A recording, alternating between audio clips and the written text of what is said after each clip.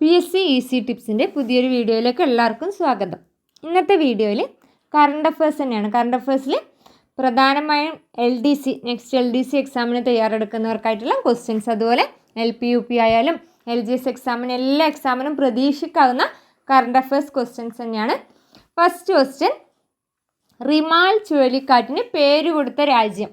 ഓരോ ചുഴലിക്കാറ്റും വീശിയ രാജ്യങ്ങൾ, അതിന് പേര് കൊടുത്ത രാജ്യങ്ങളെല്ലാം PSC ചോദിക്കാറുണ്ടല്ലേ. അതുപോലെ റിമാൽ ചുഴലിക്കാറ്റ് 2024 ബംഗാൾ ഉൾക്കടലിൽ പ്രത്യക്ഷപ്പെട്ട ആദ്യത്തെ ചുഴലിക്കാറ്റാണ് റിമാൽ 2024 ബംഗാൾ ഉൾക്കടലിൽ ആദ്യമായി പ്രത്യക്ഷപ്പെട്ട ചുഴലിക്കാറ്റ്. ഇതിന് പേര് നൽകിയ രാജ്യം ഒമാനാണ്. ഒമാൻ. അപ്പോൾ റിമാൻ എന്ന് ഓർമ്മിച്ചാൽ ഒമാൻ എന്ന് കിട്ടും. ആ ഫസ്റ്റ് ലെറ്റർ മാത്രം മാറ്റിയാൽ മതി. പക്ഷേ റിമാൽ എന്നാണ് ചുഴലിക്കാറ്റിൻ്റെ പേര്. നമുക്കൊരു കണക്ഷന് വേണ്ടിയിട്ട് റിമാൻ ഒമാൻ എന്ന് പഠിച്ചു വെക്കാം. അപ്പോൾ റിമാൽ ചുഴലിക്കാറ്റിന് പേര് കൊടുത്ത രാജ്യം ഒമാൻ. റിമാൽ ചുഴലിക്കാറ്റിന് പേര് കൊടുത്ത രാജ്യം ഒമാനാണ്. റിമാൽ എന്ന് പറഞ്ഞ ഒരു അറബി വാക്കാണ്. അറബി വാക്ക്, അതിൻ്റെ മീനിങ് മണൽ എന്നാണ്. മണൽ. റിമാൽ എന്ന അറബി പദത്തിൻ്റെ അർത്ഥം മണൽ എന്നാണ്. പേര് കൊടുത്ത രാജ്യം ഒമാനാണ്. ഇപ്പോൾ 2024 ബംഗാൾ ഉൾക്കടലിൽ പ്രത്യക്ഷപ്പെട്ട ആദ്യത്തെ ചുഴലിക്കാറ്റാണ് റിമാൽ. ഇതിന് പേര് കൊടുത്തത് ഒമാൻ. ഇപ്പോൾ ബംഗ്ലാദേശ് പേര് കൊടുത്തത് മുമ്പ് ചോദിച്ചിട്ടുണ്ടായിരുന്നു അല്ലേ. നിസർഗ, ബിപ്പോർജോയ്, ഈ കാറ്റുകൾക്കൊക്കെ പേര് കൊടുത്തത് ബംഗ്ലാദേശാണ്. ബിപ്പോർജോയ് എന്ന് പറഞ്ഞാൽ ദുരന്തം എന്നർത്ഥം. അപ്പം നിസർഗ, ബിപ്പോർജോയ് എന്നീ ചുഴലിക്കാറ്റുകൾക്ക് പേര് കൊടുത്തത് ബംഗ്ലാദേശ്. അതുപോലെ തേജ്, ഗതി, ഈ ചുഴലിക്കാറ്റുകൾക്കെല്ലാം പേര് കൊടുത്ത് ഇന്ത്യയാണ് കേട്ടോ. ഗതി എന്ന് പറഞ്ഞാൽ ഇന്ത്യൻ നെയിം അല്ലേ. പിന്നെ നിവാർ, ഹമൂൺ, ഈ ചുഴലിക്കാറ്റുകൾക്ക് പേര് കൊടുത്തത് ഇറാനാണ്. ഇറാൻ. ബുറേവി, മൈത്തിലി, ഈ ചുഴലിക്കാറ്റിന് പേര് കൊടുത്തത് മാലിദ്വീപാണ് കേട്ടോ. അതുപോലെ ടൗട്ടെ, പല്ലി എന്നർത്ഥം, അതിന് പേര് കൊടുത്ത രാജ്യം മ്യാൻമർ ആണ്. യാസ് ചുഴലിക്കാറ്റ് ഇതിന് മുമ്പ് വീശിയിട്ടുണ്ടായിരുന്നു. യാസ് എന്ന പേര് കൊടുത്തത് ഒമാനാണ് കേട്ടോ. ഇപ്പോൾ റിമാൽ എന്നുള്ള പേര് കൊടുത്തത് ഒമാനാണ്. യാസ് ചുഴലിക്കാറ്റിന് പേര് കൊടുത്ത രാജ്യം ഒമാൻ തന്നെയാണ്. അതുപോലെ മോക്ക ചുഴലിക്കാറ്റിന് പേര് കൊടുത്ത രാജ്യം യമൻ ആണ് കേട്ടോ. യമൻ. മോക്ക ചുഴലിക്കാറ്റിന് പേര് കൊടുത്ത രാജ്യം യമൻ. ഇപ്പോൾ ക്വസ്റ്റ്യൻ എന്തായിരുന്നു? റിമാൽ ചുഴലിക്കാറ്റിന് പേര് കൊടുത്ത രാജ്യം ഒമാൻ. റിമാൽ, ഒമാൻ എന്ന് ഓർമ്മിക്കുക. നെക്സ്റ്റ് ക്വസ്റ്റ്യൻ, ഇന്ത്യൻ നാവികസേനയുടെ പുതിയ മേധാവിയായി ചുമതലയേറ്റത്. ഇന്ത്യൻ നാവികസേനയുടെ പുതിയ മേധാവി ദിനേശ് കുമാർ ത്രിപാഠിയാണ് കേട്ടോ. ദിനേശ് കുമാർ ത്രിപാഠി. മലയാളിയായ നാവികസേനാ മേധാവി ആർ ഹരികുമാർ 2024 വിരമിച്ചു. 2024 ഏപ്രിലിൽ ആർ ഹരികുമാർ വിരമിച്ച ശേഷം ഇന്ത്യൻ നാവികസേനയുടെ മേധാവിയായി ചുമതലയേറ്റത് ദിനേശ് കുമാർ ത്രിപാഠി. ഓർമ്മിച്ചോളൂ, നാവികസേന ദിനേശ് കുമാർ ത്രിപാഠി. നാവികസേന. വ്യോമസേനയുടെ മേധാവി ആരാണ്? വിവേക് റാം ചൗധരി. അപ്പോൾ ആർ ഹരികുമാർ നാവികസേനാ മേധാവി മാറി പകരം വന്നത് ദിനേശ് കുമാർ ത്രിപാഠി. ഇന്ത്യൻ നാവികസേനയുടെ പുതിയ മേധാവിയായി ചുമതലയേറ്റത് ദിനേശ് കുമാർ ത്രിപാഠിയാണ്. അതുപോലെ ഒരു നിയമനം കൂടി, അലിഗഡ് മുസ്ലിം സർവകലാശാലയുടെ ആദ്യ വനിതാ വൈസ് ചാൻസലർ ആരാണെന്ന് ചോദിച്ചാൽ നൈമ ഖാത്തൂൻ ആണ്. നൈമ ഖാത്തൂൻ. അലിഗഡ് മുസ്ലിം സർവകലാശാലയുടെ ആദ്യ വനിതാ ചാൻസലർ ആരാണ്? നൈമ ഖാത്തൂൻ.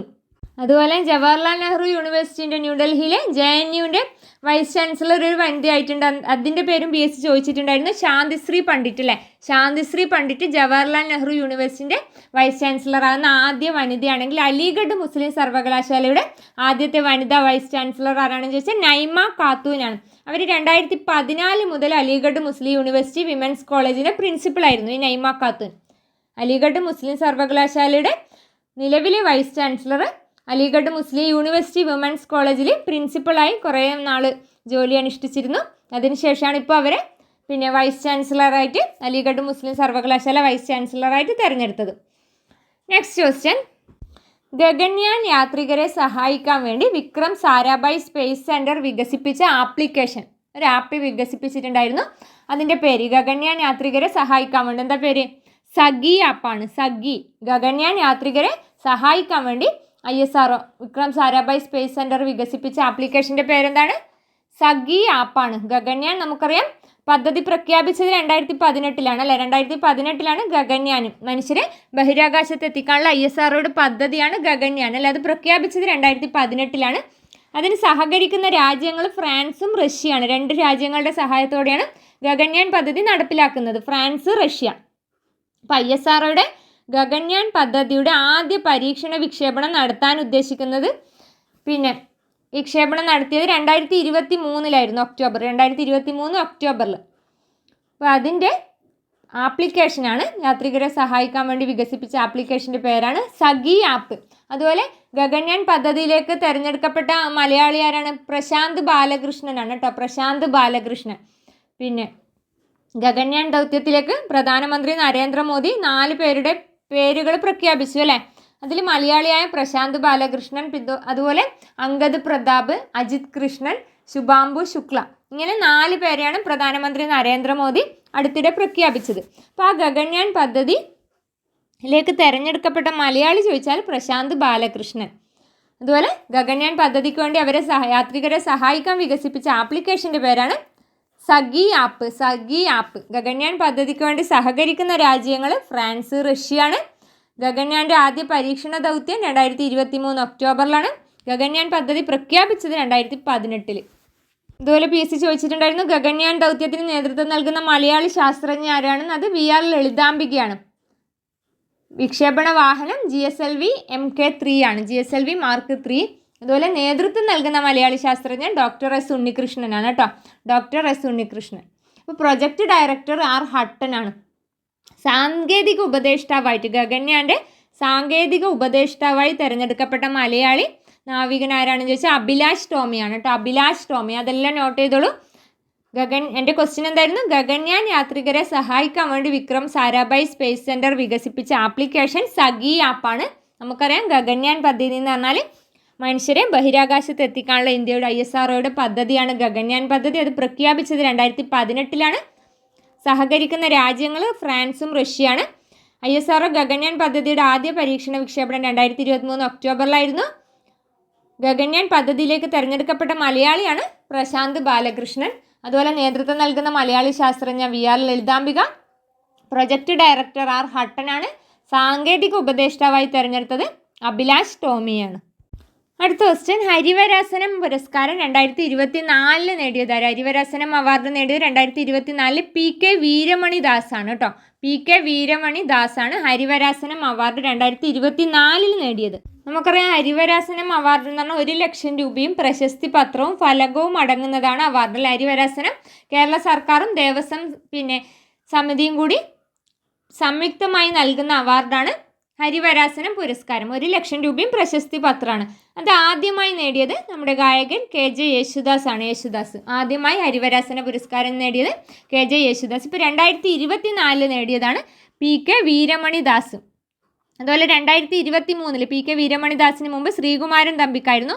2022 ഹരിവരാസനം അവാർഡ് ജേതാവ് ആലപ്പി രംഗനാഥ്. ഇതും PSC ചോദിച്ചതാണ് കേട്ടോ. 2022 പിന്നെ ഹരിവരാസന പുരസ്കാര ജേതാവ് ആലപ്പി രംഗനാഥ്. പിന്നെ 2021 MR വീരമണി രാജു. മറക്കരുത്, 2024 വീരമണി ദാസ് ആണെങ്കിൽ 2021 വീരമണി രാജു ആണ്. ഇപ്പോൾ 2021 മുതൽ ഓർഡറിൽ പറയാം.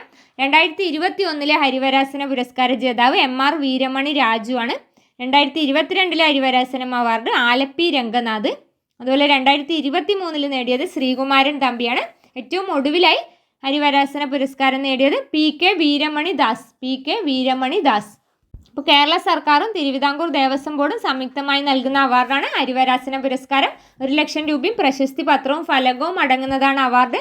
2012 മുതലാണ് കൊടുത്തു തുടങ്ങിയത്. ഫസ്റ്റ് വിന്നർ KJ യേശുദാസ് ആണ്. ഏറ്റവും ഒടുവിൽ നേടിയത് പിന്നെ PK വീരമണി ദാസ്. PK വീരമണി ദാസിനാണ് 2024 ഹരിവരാസനം അവാർഡ് ലഭിച്ചത്. അടുത്ത ക്വസ്റ്റ്യൻ, 2024 ലോക പുസ്തക തലസ്ഥാനം വേൾഡ് ബുക്ക് ക്യാപിറ്റൽ എവിടെയാണ്? 2024 സ്ട്രാസ്ബർഗ് ആണ്. ഫ്രാൻസിലെ സ്ട്രാസ്ബർഗ് എന്ന സിറ്റിയാണ് 2024 ലോക പുസ്തക തലസ്ഥാനമായി തിരഞ്ഞെടുത്തത്. അപ്പോൾ ഓരോ വർഷത്തെയും ലോക പുസ്തക തലസ്ഥാനങ്ങൾ PSC ചോദിക്കാറുണ്ട്. 2024 ലോക പുസ്തക തലസ്ഥാനമാണ് സ്ട്രാസ്ബർഗ് ഫ്രാൻസിലെ. 2020 കൊലാലംപൂർ ആയിരുന്നു, മലേഷ്യയിലെ കൊലാലംപൂറാണ് 2020 world book capital. UNESCO world book capital Kuala Lumpur 2020. 2021 ടിബിലിസിയാണ്, ജോർജിയയിലെ ടിബിലിസി. അതുപോലെ 2022 പിന്നെ ബുക്ക് ക്യാപിറ്റൽ സിറ്റി ഏതാണെന്ന് ചോദിച്ചാൽ ഗോദലത് രാജ്യമാണ്, മെക്സിക്കോയിലെ. 2023 ലോക പുസ്തക തലസ്ഥാനം PSC ചോദിച്ചിട്ടുണ്ട്, അക്രയാണ്. അക്ര, ഗാനയിലെ അക്ര. 2024 ഇമ്പോർട്ടൻ്റ് ആണ് സ്ട്രാസ്ബർഗ്, ഫ്രാൻസിലെ സ്ട്രാസ്ബർഗ്.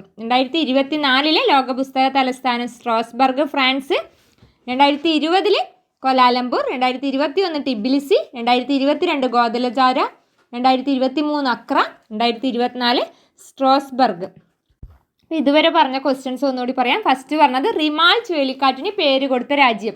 ഞാൻ പറഞ്ഞു റിമാൻ എന്ന് വായിക്കുകയാണെങ്കിൽ വേഗം നമുക്ക് ഓർമ്മിക്കാൻ പറ്റും ഒമാൻ. ആ രണ്ടക്ഷരം, അവസാനത്തെ രണ്ടക്ഷരം പിന്നെ രാജ്യത്തിൻ്റെ പേരിലും ഒമാൻ, മാൻ എന്നുള്ളതും റിമാൻ എന്നുള്ളതും അങ്ങനെ കണക്ട് ചെയ്താൽ വേഗം പഠിക്കാമെന്ന് പറഞ്ഞു. റിമാൽ ചുഴലിക്കാറ്റിന് പേര് കൊടുത്തത് ഒമാൻ. റിമാൽ എന്നാൽ അറബി വേർഡാണ്. അതിൻ്റെ അർത്ഥം മണൽ എന്നാണ്. ബംഗാൾ ഉൾക്കടലിൽ 2024 പ്രത്യക്ഷപ്പെട്ട ആദ്യത്തെ ചുഴലിക്കാറ്റാണ് റിമാൽ. പേര് കൊടുത്ത രാജ്യം ഒമാൻ. റിമാൻ എന്ന ചുഴലിക്കാറ്റിന് പേര് കൊടുത്തത് ഒമാൻ. പിന്നെ പറഞ്ഞത് ഇന്ത്യൻ നാവികസേനയുടെ പുതിയ മേധാവിയായി ചുമതലയേറ്റത് ദിനേശ് കുമാർ ത്രിപാഠിയാണ്. ദിനേശ് കുമാർ ത്രിപാഠി ഇന്ത്യൻ നാവികസേനയുടെ പുതിയ മേധാവി ആരാണ്? ദിനേശ് കുമാർ ത്രിപാഠിയാണ്. മലയാളിയായ നാവികസേനാ മേധാവി ആർ ഹരികുമാർ 2024 ഏപ്രിലിൽ വിരമിച്ചതിനെ തുടർന്ന് ഇന്ത്യൻ നാവികസേനയുടെ പുതിയ മേധാവിയാകുന്നത് ദിനേശ് കുമാർ ത്രിപാഠി. ഇപ്പോൾ കരസേനാ മേധാവി, വ്യോമസേനാ മേധാവി വിവേക് റാം ചൗധരി. പിന്നെ ഒരു നിയമനം കൂടി പറഞ്ഞല്ലോ, അലിഗഡ് മുസ്ലിം സർവകലാശാലയുടെ ആദ്യ വനിതാ വൈസ് ചാൻസലറായി ചുമതലയേറ്റത് നൈമ ഖാത്തൂനാണ്. നൈമ ഖാത്തൂൻ. അലിഗഡ് മുസ്ലിം സർവകലാശാലയുടെ ആദ്യ വനിതാ വൈസ് ചാൻസലറായത് നൈമ ഖാത്തൂൻ. 2014 മുതൽ അവർ അലിഗഡ് മുസ്ലിം യൂണിവേഴ്സിറ്റി വിമൻസ് കോളേജിൻ്റെ പ്രിൻസിപ്പളായിരുന്നു. ഇപ്പം വൈസ് ചാൻസലറായി ചുമതലയേറ്റു കേട്ടോ. അലിഗഡ് മുസ്ലിം സർവകലാശാലയുടെ ആദ്യ വനിതാ വൈസ് ചാൻസലർ നൈമ ഖാത്തൂൻ. പിന്നെ ജവഹർലാൽ നെഹ്റു യൂണിവേഴ്സിറ്റിയുടെ ആദ്യ വനിതാ വൈസ് ചാൻസലർ പേര് ഞാൻ പറഞ്ഞു അല്ലേ, ശാന്തിശ്രീ പണ്ഡിറ്റ്. ശാന്തിശ്രീ പണ്ഡിറ്റ് ഇത് ഓർമ്മിച്ചോളൂ. അലിഗഡ് മുസ്ലിം യൂണിവേഴ്സിറ്റിൻ്റെത് നൈമ ഖാത്തൂൻ. പിന്നെ പറഞ്ഞത് ഗഗൻയാൻ യാത്രികരെ സഹായിക്കാൻ വേണ്ടി വിക്രം സാരാഭായ് സ്പേസ് സെൻറ്റർ വികസിപ്പിച്ച ആപ്ലിക്കേഷൻ്റെ പേരാണ് സഖി ആപ്പ്. സഖി, SAKHI ആപ്പ്. സഖി ആപ്പാണ്. ഗഗൻയാൻ സഹായിക്കാൻ വേണ്ടി, ഗഗൻയാൻ യാത്രികരെ സഹായിക്കാൻ വേണ്ടി വിക്രം സാരാഭായ് സ്പേസ് സെൻറ്റർ വികസിപ്പിച്ച ആപ്ലിക്കേഷൻ. നമുക്കറിയാം ഗഗൻയാൻ പദ്ധതി പ്രഖ്യാപിച്ചത് 2018 പിന്നെ സഹകരിക്കുന്ന രാജ്യങ്ങൾ ഫ്രാൻസ്, റഷ്യ, 2 രാജ്യങ്ങൾ കേട്ടോ. ഗഗൻയാൻ പദ്ധതി എന്ന് പറഞ്ഞാൽ മനുഷ്യനെ ബഹിരാകാശത്ത് എത്തിക്കാനുള്ള ISROയുടെ പദ്ധതിയാണ് ഗഗൻയാൻ. നേതൃത്വം നൽകുന്ന മലയാളി ശാസ്ത്രജ്ഞ VR ലളിതാംബികയാണ്. പിന്നെ അതിൻ്റെ പ്രൊജക്റ്റ് ഡയറക്ടർ ആർ ഹട്ടൻ. സാങ്കേതിക ഉപദേഷ്ടാവായി ചുമതലയേറ്റ മലയാളി നാവികനാണ് അഭിലാഷ് ടോമി. അതുപോലെ ഗഗൻയാൻ പദ്ധതിയിലേക്ക് തിരഞ്ഞെടുക്കപ്പെട്ട മലയാളി ആരാണെന്ന് ചോദിച്ചാൽ പ്രശാന്ത് ബാലകൃഷ്ണൻ. 4 പേരെയാണ് പ്രധാനമന്ത്രി നരേന്ദ്രമോദി പ്രഖ്യാപിച്ചത് ഗഗൻയാൻ പദ്ധതിയിലേക്ക്. അതിൽ പ്രശാന്ത് ബാലകൃഷ്ണൻ, അങ്കദ് പ്രതാപ്, അജിത് കൃഷ്ണൻ, ശുഭാംഗു ശുക്ല എന്നീ 4 പേരാണ്. ഇതിൽ പ്രശാന്ത് ബാലകൃഷ്ണൻ നോട്ട് ചെയ്തോളൂ, പിന്നെ മലയാളിയാണ്. ഗഗൻയാൻ പദ്ധതിക്ക് വേണ്ടി പിന്നെ ISRO തയ്യാറാക്കിയ ഈ റോബോട്ടിൻ്റെ പേര് വുമൺ റോബോട്ട് വ്യോംമിത്രയാണ്. വ്യോംമിത്ര എന്ന റോബോട്ടും ഏതിൻ്റെ ഭാഗമാണ്? ഗഗൻയാൻ പദ്ധതിയുടെ ഭാഗമായിട്ടാണ് കേട്ടോ. ഗഗൻയാൻ പദ്ധതി ആദ്യ പരീക്ഷണ വിക്ഷേപണം 2023 ഒക്ടോബറിലാണ്. 2023 ഒക്ടോബർ. യാത്രികരെ സഹായിക്കാൻ വേണ്ടി വികസിപ്പിച്ച ആപ്ലിക്കേഷനാണ് സഖി ആപ്പ്. പിന്നെ പറഞ്ഞത് ഹരിവരാസന പുരസ്കാരം 2024 നേടിയതാരാണ്? PK Veeramani ദാസനാണ്. PK Veeramani Das.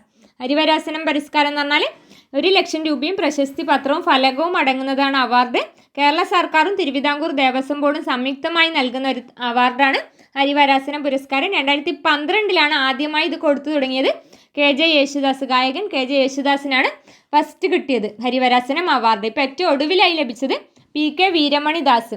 2021 Veeramani രാജുവിനായിരുന്നു Harivarasanam award. 2022 Harivarasanam പുരസ്കാരം നേടിയത് ആലപ്പി രംഗനാഥ്. 2023 ശ്രീകുമാരൻ തമ്പിയാണ്. 2024 PK വീരമണി ദാസ്. പിന്നെ പറഞ്ഞത് യുനെസ്കോയുടെ ലോക പുസ്തക തലസ്ഥാനമായി 2024 തിരഞ്ഞെടുക്കപ്പെട്ട നഗരം ഏതാണ്? ലോക പുസ്തക തലസ്ഥാനം സ്ട്രാസ്ബർഗ്. ഫ്രാൻസിലെ സ്ട്രാസ്ബർഗാണ് 2024 ലോക പുസ്തക തലസ്ഥാനം. പിന്നെ ഓരോ വർഷവും യുനെസ്കോ ലോക പുസ്തക തലസ്ഥാനമായിട്ട് ഓരോ രാജ്യം പ്രഖ്യാപിക്കലുണ്ട് അല്ലേ. അപ്പോൾ അതിലുള്ളത് 2022 ക്വാലാലംപൂറാണ്, മലേഷ്യയിലെ ക്വാലാലംപൂർ. 2021 ടിബിലിസി, ജോർജിയയിലെ. 2021 ഗോദലജാരയാണ്, മെക്സിക്കോ ഗോദലജാര. 2023 അക്രയാണ്, ഗാനയിലെ അക്ര. 2024 ഫ്രാൻസിലെ സ്ട്രോസ്ബർഗ് ലോക പുസ്തക തലസ്ഥാനം. യുനെസ്കോയുടെ ലോക പുസ്തക തലസ്ഥാനമായി തിരഞ്ഞെടുത്തത് സ്ട്രോസ്ബർഗ്, ഫ്രാൻസിൽ. ഇത്രയും ക്വസ്റ്റ്യൻസ് ആണ് ഇന്നത്തെ വീഡിയോയിൽ ഉൾപ്പെടുത്തിയിരിക്കുന്നത്. പിന്നെ വീഡിയോ യൂസ്ഫുൾ ആണെങ്കിൽ തീർച്ചയായും ലൈക്ക് ചെയ്യുക, പിന്നെ ഷെയർ ചെയ്യുക. സബ്സ്ക്രൈബ് ചെയ്യാതെയാണ് ഈ ചാനൽ കാണുന്നതെങ്കിൽ പ്ലീസ് ഒന്ന് സബ്സ്ക്രൈബ് ചെയ്ത് സപ്പോർട്ട് ചെയ്യുക. താങ്ക്